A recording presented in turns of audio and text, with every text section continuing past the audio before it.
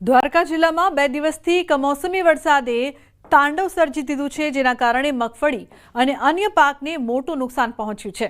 દ્વારકા જિલ્લામાં ખંભાળિયા તાલુકાના કેશોદ, વિંજલપર, ઠાકર શેરડી, ભાડતર સહિત અનેક ગામોમાં કમોસમી વરસાદ પડતા મગફળીના તૈયાર થયેલા પાકને નુકસાન પહોંચ્યું છે।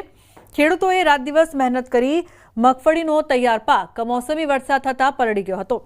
મગફળી પલળી જતા ખેડૂતોને આર્થિક નુકસાની વેઠવાનો વારો આવ્યો છે।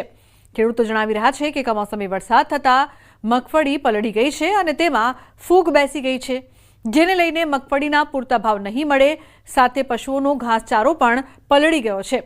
ખેડૂતો ઝડપથી સર્વે થાય અને ઝડપથી સહાય મળે તેવી માંગ કરી રહ્યા છે। પાથરા પડેલા છે, અમુકને ભરિયા બનાવેલા છે, અમુકને હલર હાલતા હતા અને હવે ઘર પકડી ગયો એટલે કામ બધા બંધ થઈ ગયા અને હવે ખેડૂતને કાગળ પણ મળતો નથી।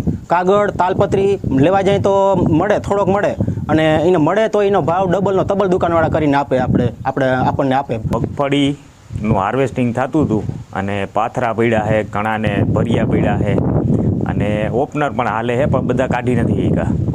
તો એમાં મોટા પાયે નુકસાન મગફળીમાં થયેલું છે। તો કમોસમી વરસાદને કારણે બધોય પાક સંપૂર્ણ રીતે હાવ નાશ થઈ ગયો।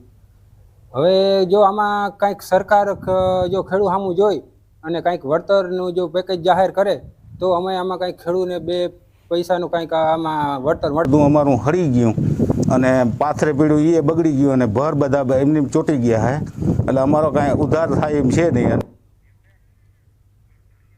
સુરતમાં કમોસમી વરસાદના કારણે ખેડૂતોને થયેલા નુકસાન અંગે બેઠકનું આયોજન કરાયું છે। ધારાસભ્ય મુકેશ પટેલની અધ્યક્ષતામાં બેઠક યોજવામાં આવી છે। આ બેઠકમાં અધિકારીઓ અને ખેડૂત અગ્રણીઓ સાથે ચર્ચા કરવામાં આવી છે। ક્યાં કેટલું નુકસાન થયું તે અંગે સર્વે હાથ ધરવામાં આવશે અને આ સર્વેની કામગીરી વખતે ખેતી વિભાગના અધિકારીની સાથે સરકારના પ્રતિનિધિ અને ખેડૂત આગેવાન હાજર રહેશે। આ બેઠકમાં ખેડૂત અગ્રણીઓ, વિવિધ મંડળીના પ્રમુખો સહિત શુગર ફેક્ટરીમાં અગ્રણીઓ ઉપસ્થિત રહ્યા।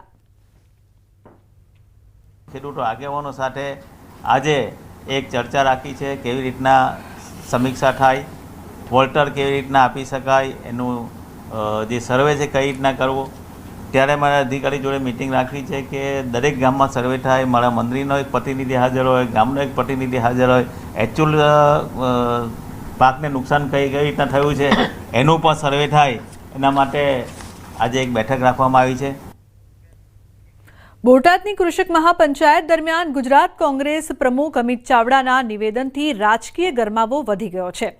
ચાવડાએ કહ્યું કે 2027 ચૂંટણીને વાર છે, પણ 2026 પહેલા આવે છે। જો સત્તામાં બેઠેલા લોકો નહીં સમજે તો નેપાળવાળી પણ થાય। તેમના આ નિવેદન પર ભાજપના media convener doctor Yagnesh Dave પ્રતિક્રિયા આપી। તેમણે કહ્યું કે અમિત ચાવડા શાંતિ દોહડવાનો પ્રયાસ કરી રહ્યા છે। કોંગ્રેસના સમયમાં અરાજકતા હતી, જ્યારે હાલના સીએમ ભૂપેન્દ્ર પટેલ અને ડેપ્યુટી સીએમ શાંતિપ્રિય ગુજરાત માટે કાર્યરત છે।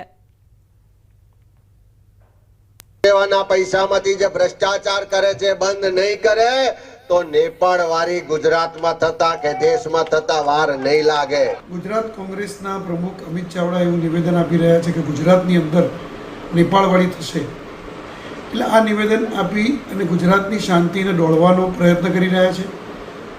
જે અરાજકતા ગુજરાત કોંગ્રેસના સમયમાં ગુજરાતની અંદર હતી એ અરાજકતા પરત લાવવાનો પ્રયત્ન કરી રહ્યા છે અને ગુજરાતની અંદર જે પ્રમાણે ભૂપેન્દ્રભાઈ પટેલ અને આદરણીય હર્ષભાઈ સંઘવીના નેતૃત્વની અંદર ભારતીય જનતા પાર્ટી જે પ્રમાણે શાંતિ અને સલામતી આપી રહી છે, આ શાંતિ અને સલામતી દોડવાનો પ્રયત્ન કરી રહ્યા છે એવું તેમના નિવેદન ઉપરથી દેખાય છે।